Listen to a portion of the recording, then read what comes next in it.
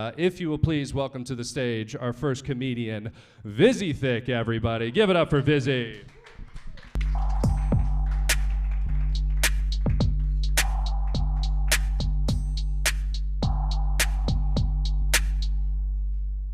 All right, KAVA Bar, how we doing? I was scared to death. I didn't know if I was going to be able to make it up the stage in one move. I thought I was going to have to do and roll on there. I tried to grab onto Connor's hand for support, and he just gave me like a limp. And he was like, I'm out of here. I know what you're doing. Heck yeah. What's up, everybody? Basically, I'm fat, right?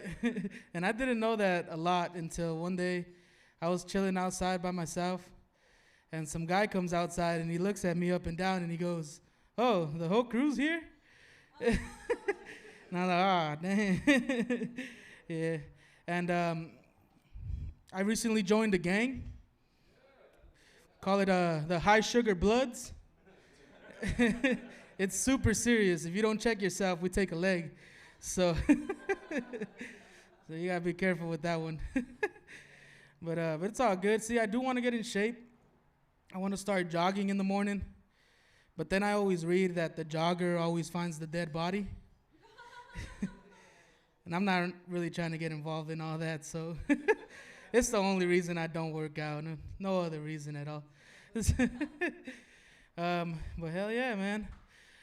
Connor was talking about some sexual fantasy. I have some sexual fantasies of my own. Anybody out here with some sexual fantasies? Yeah. Woo! That guy raised his hand like I'm gonna pick on him. You. Come do your sexual fantasy. I'm just. No, but my wife was asking me what your sexual fantasy is, and I was like, I want to be force-fed chocolate cake like that. Like that scene in Matilda. She just has to get like a tracksuit and be mad as hell. That'll be easy for her, though. Hell yeah, I'm excited to go to Fry's after this. Hell yeah. But who in here's like a Star Wars fan? We got a couple. I've never watched that movie. And it's because Mexicans don't understand autism. But let me explain that, See, my mom, she's like crazy, not just because she's Mexican. Even if she was like another race, she'd still be crazy as hell. And my aunt had a child with autism right around that time that movie came out. And while my mom puts two and two together, and she's like, you guys can't watch that. It'll make you retarded. So I grew up with the fear of Star Wars. It'll be on at a friend's house. I'd be like, oh, shit. I'm gonna be stupid. I can't watch that. And it's sad. It's because, see, Mexicans don't understand autism. The other day I told my family in Mexico I was going to go to the therapist, and they started telling everybody that I like men now.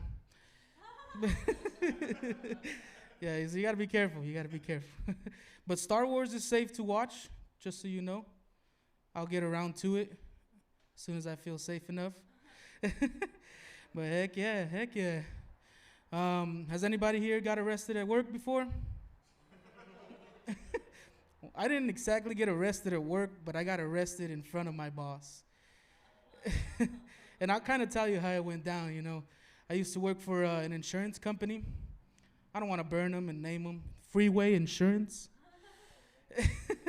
And at the end of the year, they threw this congratulations party at Top Golf. And I had never been to Top Golf, so I was excited. And I didn't know that you weren't allowed to do cocaine in the bathroom. And I was like, what the hell? Is this not Tucson? And it's like, no, it's Marana, you idiot. Like, what are you doing? So apparently, a Top Golf employee heard me sniffling in the stall, right? Like, sniffling in the stall, really? I don't know. So that was red flag number one, I guess. And then I came out of the bathroom, and the staff member, some white girl comes up to me, and she's like, hey, are you at Bay 15? And I was like, oh, yeah, hell yeah. She's like, you going to be here all night? And I'm like, hell yeah, I am. not thinking anything, but that should have been, red flag number 2 or 3. So I go back to my bay and, I grab a drink and I'm about to hit the ball right in front of my boss. And I see like 5 cops bust through the door behind me. And I was like, shh, like a scene from That's So Raven. I was like, that's me. I already saw myself, trying to pick up the phone and county and everything. But anyways, they threw me in the back of the cop car and I got arrested. And there was like 7 police cars outside. And I was like, 7 police cars for one Mexican doing cocaine? And that was before Cocaine Bear, so they really had no reason to think that I was going to go wild, But I couldn't help but think it was like a race thing because I was in a white part of town doing an activity specifically designed for white people. Like, I can't hit a golf ball. Like, my titties get in the way. Like, I can't do that, That's not for me. But then again, I was doing an activity specifically designed for Mexicans. But I don't know. It's whatever. I let it go. I was out by the morning, You know how it goes, right? You know. You've been in jail a couple times, so I can tell. Yeah. Well, it is a work night for me, unfortunately. I work weekends. So I got a lot of stuff to do by the time I get home. I got to do laundry still. I got to take a shower. And, of course, I got to get some sleep, right?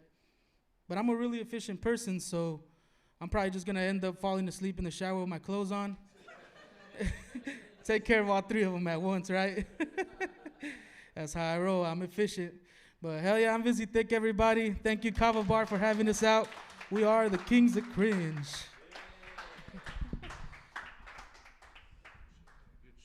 Ladies and gentlemen, one more time for Vizzy Thicc, please.